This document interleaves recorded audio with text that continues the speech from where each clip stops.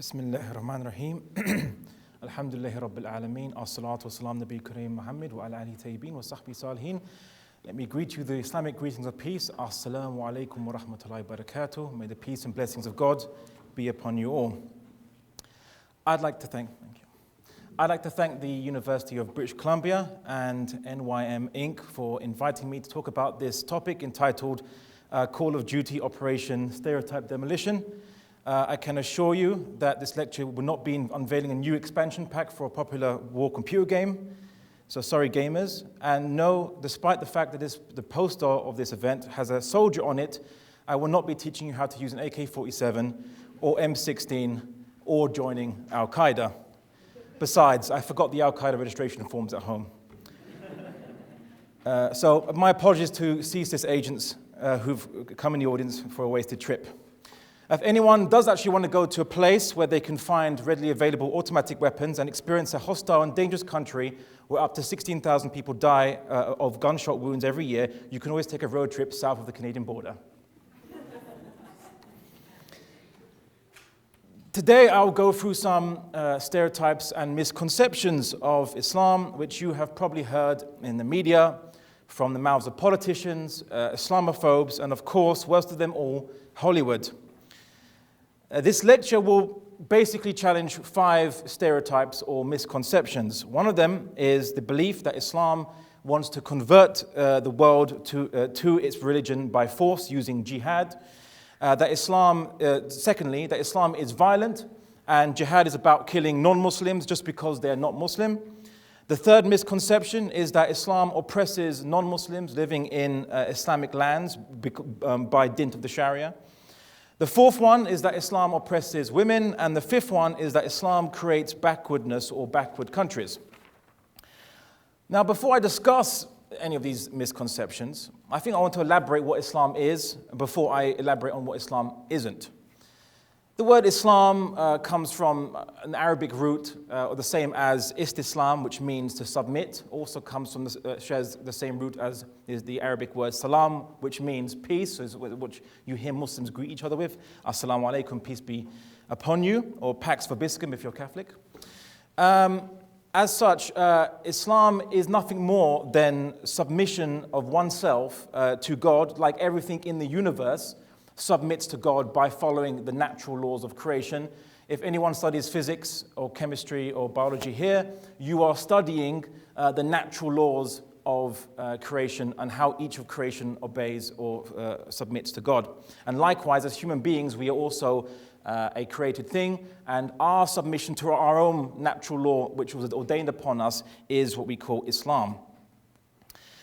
But unlike inanimate objects like rocks, mountains, and stars, we have something different to these other things, a number of faculties, but one of them is free will. And free will is part and parcel of our existence. We have to, as Muslims, we believe that God has given us free will to enable us to choose to either submit to our natural law or choose not to submit and to deny the truth and to do something else other than our intended purpose. So basically, free will is part and parcel of our purpose. Now, this brings us to our first misconception, that Islam wants to convert the world by force, and jihad is aimed at that. Now, it is in light of the Creator giving us the faculty of choice. That can only mean that God requires us to choose to accept truth and choose to follow the truth and choose to submit to Him. Now, you might think, but if people know the truth, then they will follow it. They will naturally follow the truth. But does anyone here study psychology? Any psychology students in the audience? Oh, that one sister there. She enjoys her subject, yes. As you've probably studied in psychology, there's something called denial. Right? Human beings are actually quite irrational creatures. We tend to stick to our groups. Most of you will follow the same religion that you were born in, or follow the same culture you were born in, or the same prejudices which you are subjected to. You will follow it. Like as herd creatures, humans tend to be herd creatures. Now that's the problem. What if what you are following, your religion, your culture, your background, is not the truth? How would you know? Do you question it? Would you challenge it? What about if someone told you that everything you were told to believe in life, like, live life to live life to the max and live life just for sensual enjoyment, as is kind of what is popular in this day and age? What if that wasn't true? What if that wasn't your purpose in life? Would you actually seriously question and that to find the truth and do something different to what you've been dedicating your whole life to do? These kind of questions, some people find it difficult to accept maybe a truth that might be different to what they are comfortable with, what they're familiar with. However, that being said, humans do have a choice. And you have a choice, and that is a choice that all of us have to search our own souls to make. But more importantly, this choice, which is God-given, cannot be denied or taken away. Why would God give you the capacity to choose and then force you to follow a truth against your will? And likewise, as the Quran says, let there be no compulsion in religion, for truth stands out clear from error. Whoever rejects evil and believes in God has grasped a very trustworthy handhold that never breaks, and God hears and knows all things. So the Quran is telling the Muslim, and it's telling anyone else, that basically there should be no compulsion in religion because truth stands out clear from falsehood. You don't need to force people to the truth, because if they are sincere, they will follow it. And if they don't follow it, either you haven't explained it to them properly, or they're not sincere. And if they're not sincere, why are you trying to force them to follow something which they don't want to follow, and God has given them the right by giving them free will? In fact, the Quran even makes it clear to the Muslim who believes in it that it's not God's will for all of mankind to be believers. It was not God's will. So now how can we Muslims now go against God's will? Here's what the Quran says. And had your Lord, so had God willed, those on earth would have all believed, all of them entirely. Then would you compel them in order that they become believers? So the Quran was actually talking to Muhammad, it's talking to Muslims. It's saying that if God willed, the whole planet would have been Muslim, would have been believers. But that's not what God willed. So are you now going to compel everybody to be believers when God hasn't willed that? So the Quran is telling us that we should expect the world not to follow the truth, and not all of them in the world to follow the truth, not everyone to follow the truth. So we can't take it into our own hands and compel against what God has willed. And again, another verse in the Quran, God says, if God had willed, he would have made you all into one nation, but that he may test you, but because he wants to test you, he's given us differences so that we can compete with each other on good deeds and how we follow the truth. So we see that these kind of verses in the Quran are telling Muslims that basically the world is going to be full of differences. The world is full of differences. You can't force everyone to be into one nation or one belief. All you can do is present the truth to people, and they choose to accept or they choose to reject. This is what God intended. This is why God gave us free will. No one can deny that or deny free will. But also, what is very interesting is that as Muslims, we are not considered to be special just because we call ourselves Muslims. So we're not somehow better than non-Muslims just because we call ourselves Muslim, because what the Quran says, when it says to the Muslims, you're the best nation raised up from men because you enjoin the good and you forbid the evil and you believe in God. So it's not just belief which makes you better or worse than other people, it's doing good deeds, doing goodness, good works, and prohibiting evil, injustice, and so on. So actions make you good. Actions, not just your belief, not just a title or a label, but your actions that make you good, not just a title that you ascribe yourself or the group or gang that you're in. So Islam is not about forcing people to believe, but rather it's about convincing people using debate, rational argumentation, good manners, and first and foremost, being a good example. If you look at what is called the flowering of Islamic civilization from the 9th century to the 15th century, the Islamic civilization historically was so awe-inspiring by the fact that it reached levels of technology, science, development, philosophy, poetry, which have never been surpassed prior to that. that it actually affected all the populations, all the different cultures and civilizations that were surrounding in the Middle East at the time. So we see that the populations of virtually all of Indonesia, Malaysia, West Africa, East Africa, and East Turkestan, which is now called Xinjiang province of China, these people converted to Islam en masse without any Muslim armies going to these places or doing any warfare or fighting or anything like this. And what caused these peoples, and some of you are from these countries, what caused some of your ancestors to convert to Islam, in fact, what caused virtually all your ancestors to convert to Islam, for those who are not initially Arab, is the example of the Islamic civilization at the time. So Indonesia and Malaysia is really far from the Middle East. It's extremely far from the Middle East. But their encounter with Muslim merchants, Muslim traders, and they saw the justice of the economic system, that when Muslim merchants and traders came to another country, they didn't think of trying to exploit them. They didn't think of trying to how do we usurp their resources. They didn't think about, let's sell you cheap cutlery and you give us your gold, or we basically give you a bad deal.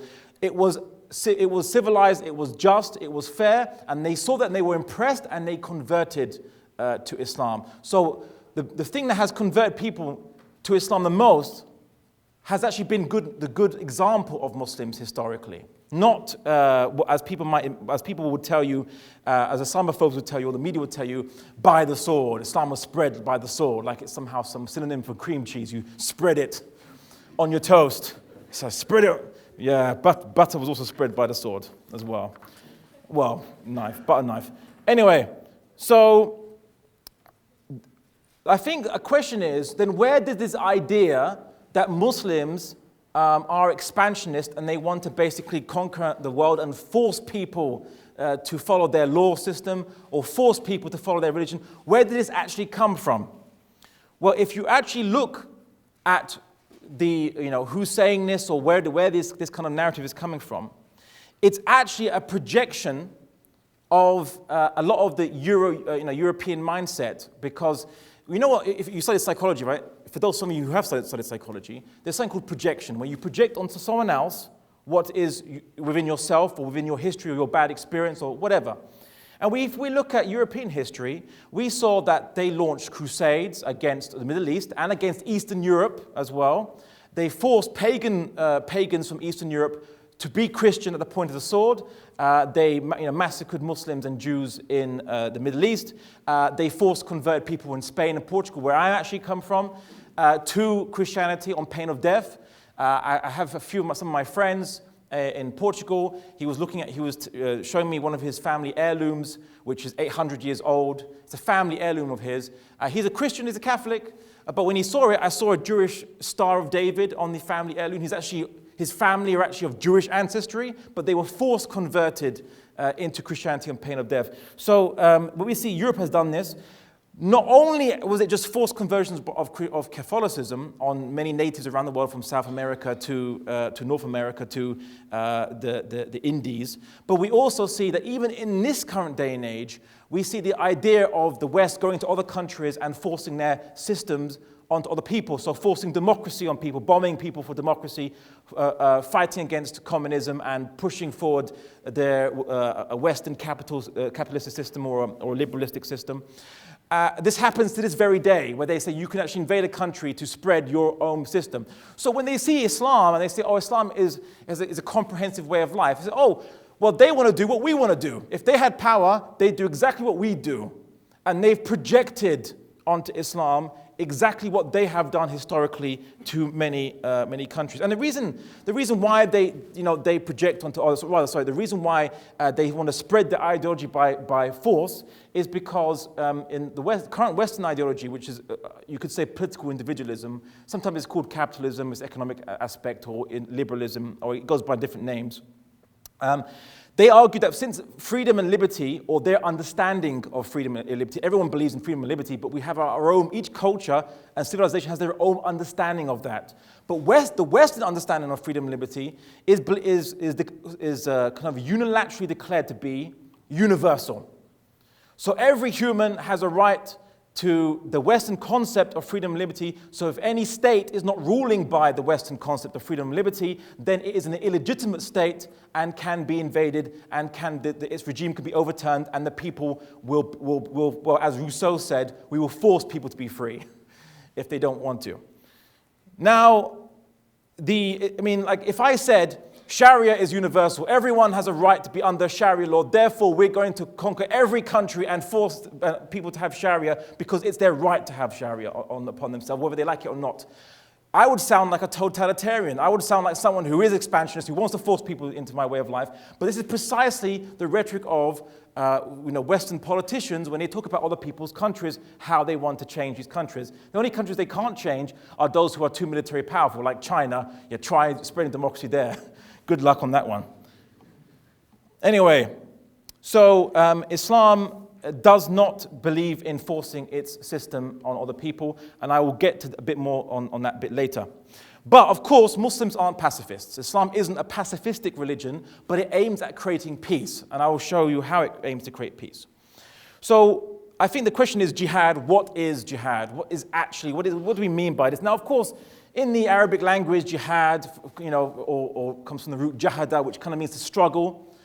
So when you're facing a challenge, you try to overcome a challenge, and it could be used generically. So you're studying for your exams, you are doing jihad in the university. Don't say it out loud, of course, but you are trying to pass your tests or exams, and you're studying hard. But jihad also in the Islamic legal sense obviously means a just war or justified conflict or justified fighting. And it's similar to the just war tradition which you have in Christianity and in, I suppose, some Western discourse, the idea of the just war, fighting for justice. But it is not a blanket kind of check to go to any country or any people and fight and kill them. Islam commands us, and the Quran commands Muslims to be peaceful to those who are peaceful. So we see in the Quran, Allah subhanahu wa ta'ala, God commands us saying, Allah forbid you not with those who fight you not for your faith, nor drive you out of your homes, from dealing kindly and justly with them, for God loves those who are just. So if people do not fight you for your belief, and they don't kick you out of your homes, then you're not forbidden from dealing justly with these people and kindly with these people, and God loves people who are just. Another verse in the Quran said that if they retire from you and they did not fight you and they offer you peace, then God does not make for you a way against them. So if people do not fight you and they offer you peace, then God does not give you any way or any excuse that you can use to fight them. We see that there is reasons for fighting, though, and there are justified reasons. When the Quran says, for example, in Surah Baqarah, that firstly, we consider the concept of oppression worse than killing. And the Quran says oppression is worse than killing as a concept. Why is that? Because killing somebody, their suffering ends there and then. Yes, it's a travesty that you take someone's life, but their suffering ends there. But to actually oppress someone and make them live their life under a state of humiliation and oppression, you take away the light at the end of the tunnel for these people, that's worse. That is worse than killing them. And Islam believes oppression is much worse than killing. And so the Quran then tells Muslims, it actually speaks to Muslims who don't want to fight for those who are being oppressed. It says, and what is wrong with you that you fight not in the cause of God for the weak and the oppressed amongst men, women, and children who say, our Lord, rescue us from this town whose people are oppressors, and give us from you a protector, and give us from you a helper. So what is wrong with us that we fight not for those weak and oppressed on the earth who are men, women, and children who cry out for help? Why are we not helping them? When the massacres of Rwanda was happening, why wasn't the Muslims able to go in there and protect the Tutsis from being massacred? Where was the Muslims from doing this? It's our duty. It doesn't matter. It didn't say you're only meant to protect the oppressed Muslims. It didn't say that. It said the oppressed amongst men, women, and children. I think that covers all types of humans. So this is what Islam is. It's telling us that you fight for those who are oppressed. And you don't fight to see only if they have resources in their country that you want to exploit later. It's generic. It doesn't talk about resources at all whatsoever. And we see that when the Muslims basically when they took on, for example, the Byzantine Roman Empire, or the Eastern Roman Empire at the time. It fought them and it conquered Syria, and basically the Christian population of Hims said to the Muslims after they were liberated, they actually said, we like your rule and justice far better than the state of oppression and tyranny that we were living under. So when they saw the Muslims who took over the land from the very oppressive Romans, Eastern Roman Empire, they saw that basically the Muslims weren't interested in exploiting them or making them slaves or forcing them to become Muslim or any of that stuff. They saw the Muslims were just interested in actually liberating them from oppression and living side by side. And I'll get to how Muslims live with non-Muslims in a second. What about also fighting in self-defense? The Quran argues that you can fight in self-defense, of course. So we see that the Quran tells Muslims that it said, indeed, those who disbelieve spend their wealth to avert people from the way of God, so they will spend it and there will be for them a source of regret.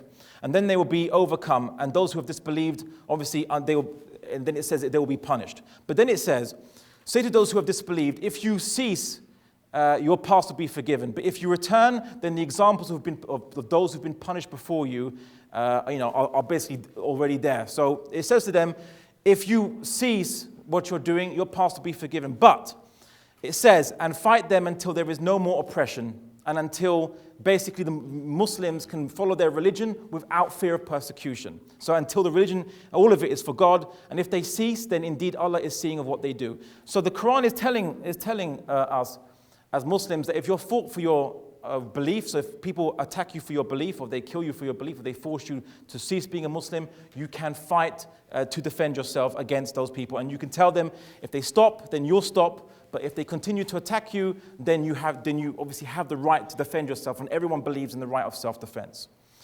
But of course, the question is that in Islamic history, Muslim armies did go into Eastern Roman Empire, they went into the Persian Empire, they went to North Africa, they went into Spain and, now it's Spain and Portugal, but before it's the Iberian Peninsula.